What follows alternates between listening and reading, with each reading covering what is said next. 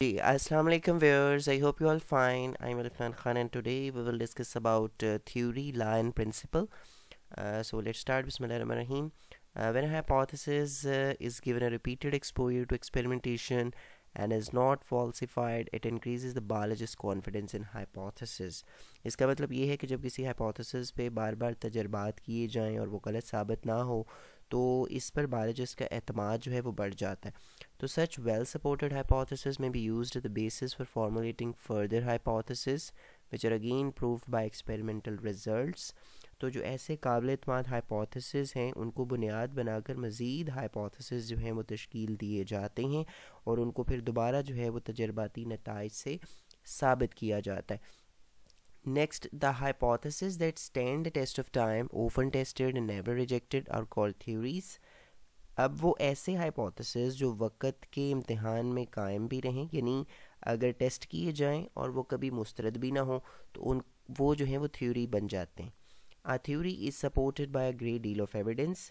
तो एक थ्योरी को सबूतों का बहुत ही ज़्यादा जो है वो सहारा होता है. नेक्स्ट हम बात करते हैं जी productive theory keeps on suggesting new hypothesis and so testing goes on. कि एक जो प्रोडक्टिव थ्योरी है वो नए हाइपोथेसिस जो है वो पेश करती रहती है और इनको जांचने का अमल भी जो है वो जारी रहता है. Many biologists take it as a challenge and exert greater efforts to disprove the theory. बहुत से बायोलॉजिस्ट जो हैं वो इसे एक चैलेंज के तौर पर लेते हैं और थ्योरी को जुटलाने की हर मुमकिन जो है वो कोशिश करते हैं. If a theory survives such doubtful approach and continues to be supported by experimental evidence, it becomes law or principle. ठीक है कि अगर जो है वो एक थ्योरी इस तरह के जो मशकूक तर्ज अमल होते हैं उनके बाद भी कायम रहती है तो वो एक ला या प्रिंसिपल जो है वो बन जाती है. उसके बाद चलते हैं. A scientific law is a uniform और कांस्टेंट फैक्ट ऑफ नेचर. ठीक है कि जो दूसरे लफ्ज़ों में अगर कहा जाए साइंटिफिक ला या प्रिंसिपल जो है वो एक नाकाबिल तरदीद जो है वो थ्योरी होती है. आगे एग्जांपल्स जो हैं कुछ बायोलॉजिकल लॉज की वो हैं हार्डी-वीनबर्ग लॉ और मेंडल्स लॉ ऑफ इनहेरिटेंस. अच्छा इसके बाद ये जो है वो एक साइड बॉक्स है. When a female mosquitoes persists the skin with her mouth parts. मतलब जब एक मादा मच्छर जो है वो अपने मुंह के आगे लगे हिस्सों के ज़रिए जिल्द को काटता है तो she injects a small amount of saliva into the wound before drawing blood. ठीक है तो वो क्या करता है तो वो वहाँ से खून खींचने से पहले थोड़ी सी मिकदार में अपना सलाइवा अंदर दाखिल करता है. तो ये सलाइवा क्या करता है the saliva prevents blood from clotting in her food canal. ठीक है ये सलाइवा जो है वो मच्छर की जो खुराक की नाली में जो है खून को जमने नहीं देता.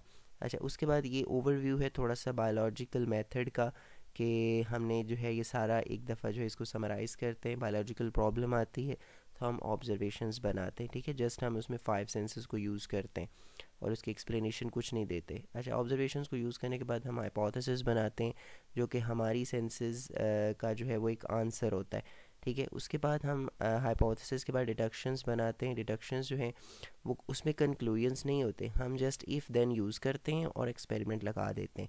एक्सपेरिमेंट लगाने के बाद हम डाटा को एनालाइज और डाटा की ऑर्गेनाइजेशन करते हैं ये. अच्छा उसके बाद हम फिर समराइजेशन करते हैं रिजल्ट्स की. ठीक है अगर वो प्रूव ना हो तो अगेन से वो जो है हाइपोथेसिस पे चला जाएगा, लेकिन अगर वो प्रूव हो जाएगा तो उसको रिपोर्ट करेंगे रिज़ल्ट्स को, फिर डिस्कशंस करेंगे, सेमिनार्स में ले जाएंगे. ठीक है उसके बाद हमारी फ़र्दर जो है वो टेस्टिंग होगी तो वो थ्योरी बन जाएगी. अगर अगेन उसकी जो है वो फर्दर टेस्टिंग करते हैं और वो डिसप्रूव नहीं होती तो वो लॉ और प्रिंसिपल बन जाता है. अच्छा ये भी एक जो है वो साइड बॉक्स है कि female mosquito needs the blood of mammal और bird for the maturation of their eggs. ठीक है मादा मच्छरों को अपने अंडों की जो नमू के लिए मैमल्स और परिंदों के खून की जो है वो ज़रूरत होती है. इसके बाद एक और साइड बॉक्स है नीचे उसको भी कवर कर लेते हैं. The welts that appear after the mosquito leave is not a reaction to the wound but an allergic reaction to the saliva.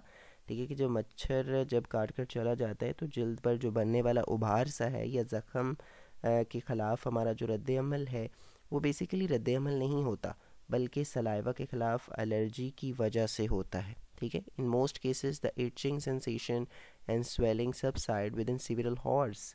तो चंद घंटों के अंदर सलाइवा जो है वो हल होकर ख़त्म हो जाता है और ख़ारिश और सूजन भी ख़त्म हो जाती है. तो इंशाल्लाह नेक्स्ट लेक्चर में हम जो है वो डाटा ऑर्गेनाइजेशन और डेटा एनालिसिस को कवर करेंगे. So I hope you get the idea. Thank you so much for watching. अल्लाह हाफिज़.